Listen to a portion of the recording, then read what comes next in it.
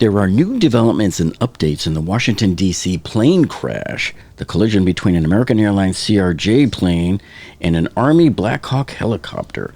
The NTSB held an investigative hearing on this DCA midair collision and revealed new photographs of their investigation progress and revealed new clues as to what they found wrong on the Blackhawk helicopter and released a new CCTV video of the collision, which is the clearest one yet. And let me tell you, things got testy in a couple of places. Somebody should have brought it up at some other symposium. Are you kidding me? 67 people are dead. How do you explain that? Our bureaucratic process? In the board meeting, they showed us this new animation. The maximum altitude is 200 feet. Bushie 5342, Washington Star 1 Star 32017, gust 25, can you take runway 33? The crew accepted the change and they were cleared to land on runway 33. This magnified satellite photograph shows the locations of runway 1 and runway 33 at DCA. Yeah, we can do 33 for Bushie 5342. Bushie 5342 at the Wilson Bridge, change to start for runway 33, runway 33, clear. Change runway 33, 342. There was no further communication between the local controller and the crew of Flight 5342 before the collision. Now, this is where you start to see something off with the altimeter readings, because the pilot says, we're at 300. The instructor says, Roger, got you at 4, looking for I'm not sure what he's meaning there, but the instructor says, okay, there's 300 for 200, and the pilot says 200. So apparently they're getting mismatched by about 100 feet difference. Then they provided this animation here showing the altitude profiles of the two aircraft. And so if you look at where it's going to start here on the right-hand side up at the top, the helicopter's at 210 feet and the plane's at 1,960 feet. So this covers about the last 3 minutes of the flight. Now, 2 minutes after the last exchange, the instructor in the Blackhawk tells the pilot flying, you're at 300 feet, come down for me. And the pilot responds, go down to 200. I'll speed it up 5x a little bit, but look at the altitude graph on the lower left. Pat 25, traffic just south of Wilson Bridge to CRJ at 1,200 feet, start from runway 33. Separation roof. So you just heard the helicopter ask for visual separation. This means now that the onus is on them to maintain separation from any other planes. So about 2 minutes before the crash, you can see the instructor is saying, hey, he's got them stacked up tonight. So they can obviously see the other planes coming in at them. Now I'll speed it up 5x again for you. And with about a minute to go, look at the right screen so you can see how the altitudes are getting closer and closer to each other as the aircraft approach one another. Pat 25, the CRJ in sight. Pat 25, pass behind the CRJ. And then you just heard in the background the rapid beeping of the conflict alert on the air traffic controller's side. So I still don't know why he didn't just tell the Blackhawk that they were on a collision course and to get out of the way. And then up here on the black box on the upper left, you're going to see the final conversations inside the cockpit of the Blackhawk helicopter. So this is like just seconds before the impact, which is right now. They also released a new video of the crash from a camera that was on the runway. And this is probably the clearest video, a good high-def video that we have seen so far of this crash. And the appearance of the aircraft lights against the cultural lighting of the city. Aircraft lined up on approach to DCA can be seen in the right corner of the screen. The flashing lights identify the touchdown zone of runway 33's landing threshold. Flight 5342 is visible in the upper left corner as it approaches runway 33. Pat 25 appears from the left side of the screen, moving to the right as the two aircraft cross flight paths. This concludes the animation. Now take a look at this at 10x the speed. So again, I zoomed in, and the Pat 25 is the helicopter. That's the Blackhawk with the orange line. And Flight 5342, the American Airlines CRJ, is the purple line. And watch how they come together. All right, so I made a screen capture here to show you something interesting. So this, of course, is the CRJ's altitude coming down to meet up with the Blackhawk helicopter. And the Memorial Bridge is back over here where they have a 300-foot route ceiling. And then, of course, as we're over here by the airport, we have a 200-foot route ceiling for Route 4. Now, one thing that you'll notice is kind of interesting is you can see here, the Blackhawk altitude here is consistently above the route ceiling, as you can see here. So here, where they were supposed to be below 200 feet, of course, we all know by now that it was up at about 325 feet. So why is this that this was consistently above where it should have been? But it gets better, because here at the NTSB investigation meeting this week, they revealed some incredible information that we didn't know before, some nice details, so check this out. So they put up a few slides showing some data that they got from the cockpit voice recorder and also from the flight data recorder. And what they noticed was here, there's 3 different altimeters that they use. And so the red one here says height above mean sea level. So that's this line. And then the solid blue line right below it, it says flight data recorder pressure altitude. So there's your pressure altitude right there.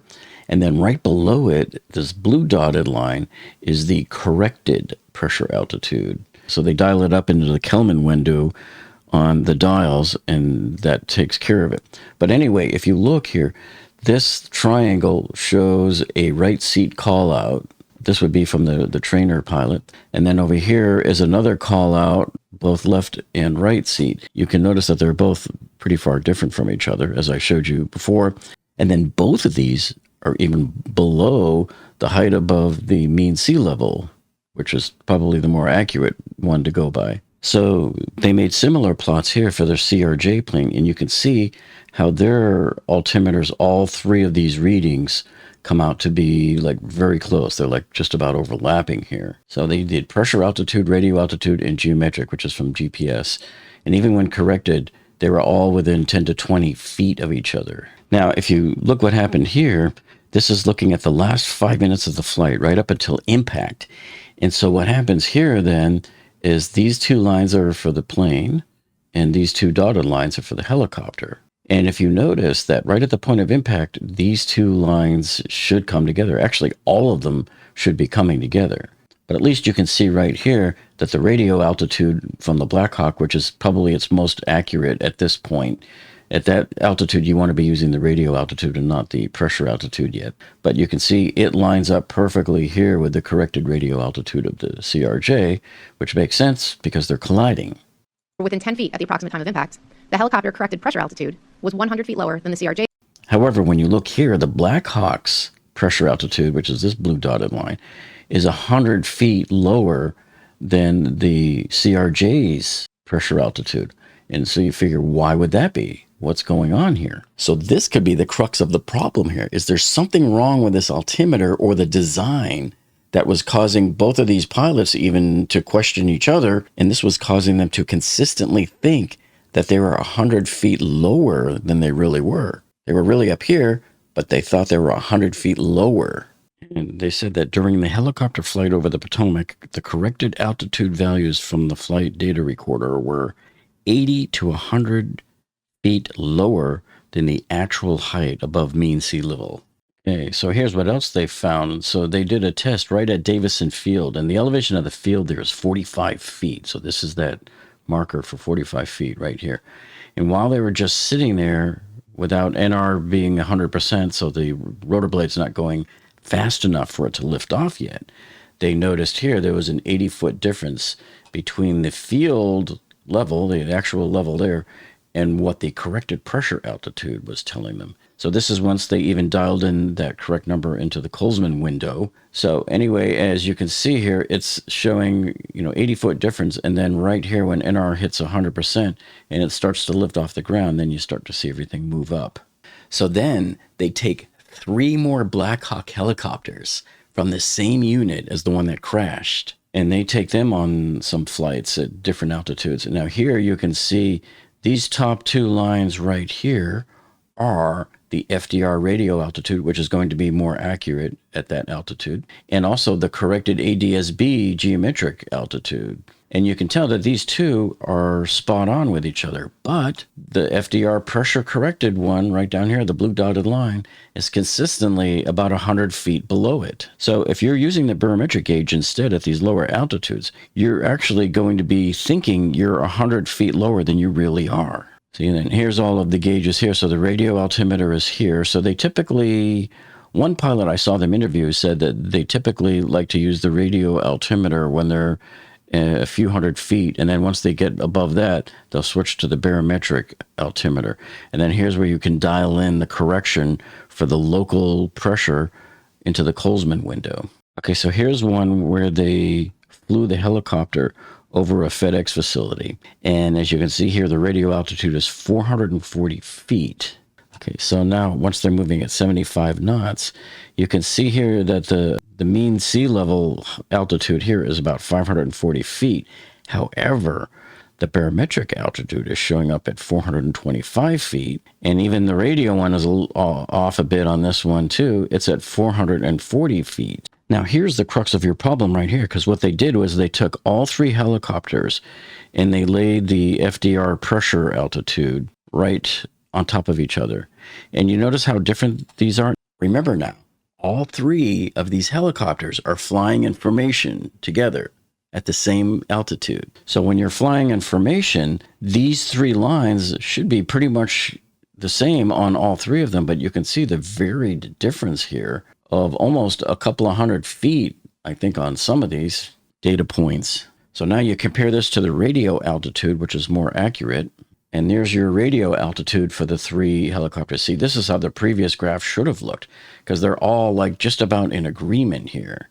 And then they pointed this out, which is interesting. And it says for all three helicopters in the altimeter test, the barometric altimeter was 80 feet to 130 feet lower than the radio altimeter when over the river. So forward airspeed at these times was 100 knots, and the helicopters were 1,200 feet above the surface below. Additionally, when flying over a known field near day, the barometric altimeter was 80 to 100 feet lower than the estimated mean sea level altitude for all three helicopters.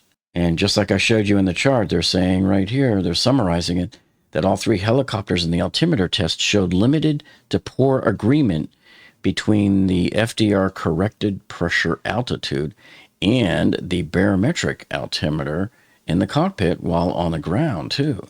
Okay, so now you're probably wondering, what's going on here? Is there a problem with these helicopters? Is it the design? Are the parts fading, going bad over time? What's happening here? Well, it turns out that in the meeting, they were interviewing the representatives from Sikorsky, and they reminded them that these helicopters were designed in the 1970s. They were built in the 1980s. But back then, they didn't have that kind of computerized design that they have now, where they can take into account like the different values of the thrust wind that comes down from your rotor, your main rotor when it's spinning, when you're going at speed, and it sends that wind down. That's going to change the dynamics of the airflow around the static ports and around your pitot ports. So remember, this is the UH-60L, the Lima, as they call it.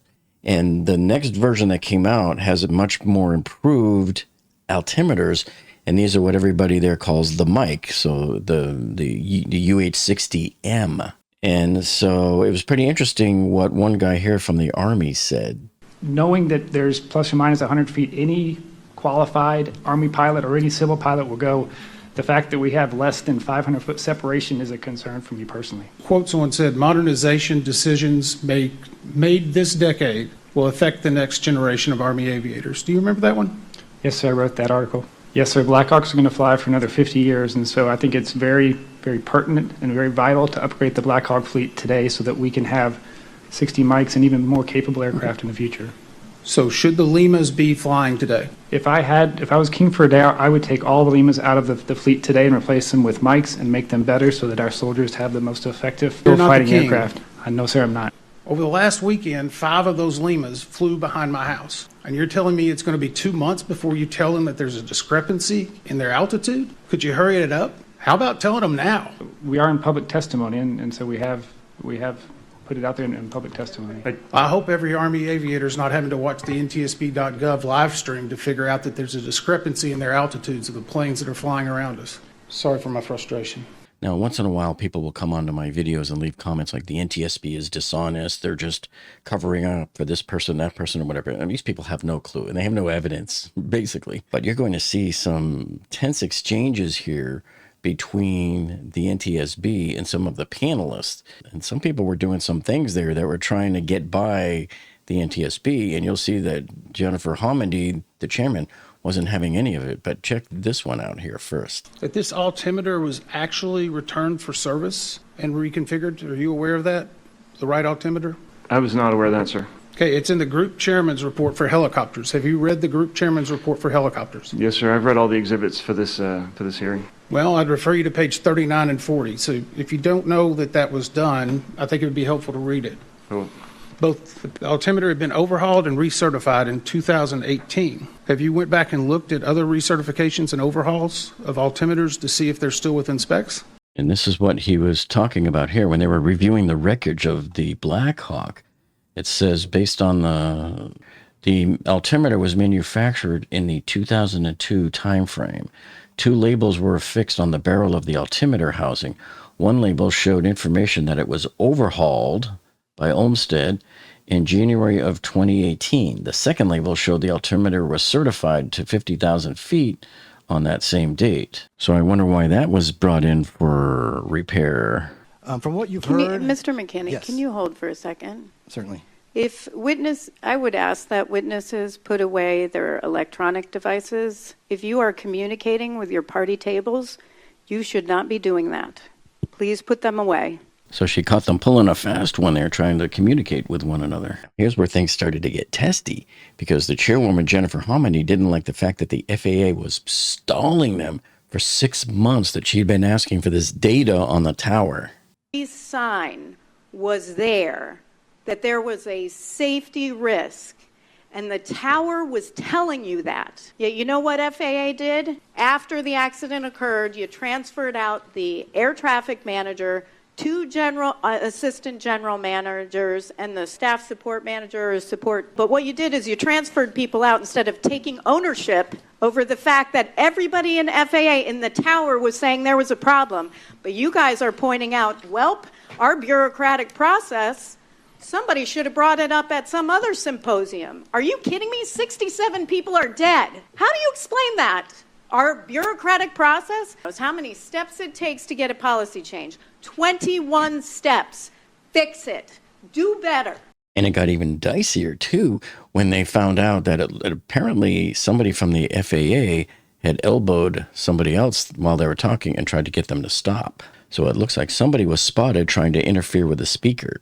I had noticed that one, not just me, members in the audience, NTSB staff, and members on watching virtually had all reported that one of the supervisors had elbowed an FAA employee mid-sentence. I'm not going to make an assumption about that, but that person had stopped speaking as a result. We want people to be fully transparent and feel safe in providing us answers. So we're going to switch the panelists. I'm not going to put up with that. Okay, we'll be back in... Now, the NTSB has released thousands of pages, I mean literally thousands of pages, into the public docket, which opened up yesterday. So I've been pouring through it and pulling out pictures and stuff like that to show you, like here in this video. There's too much to show you. I can't fit any more in this video. So if I find anything else that's useful for us, I'll certainly make another video and let you know the updates. So thank you so much for joining us, and we'll see all of you on the next one.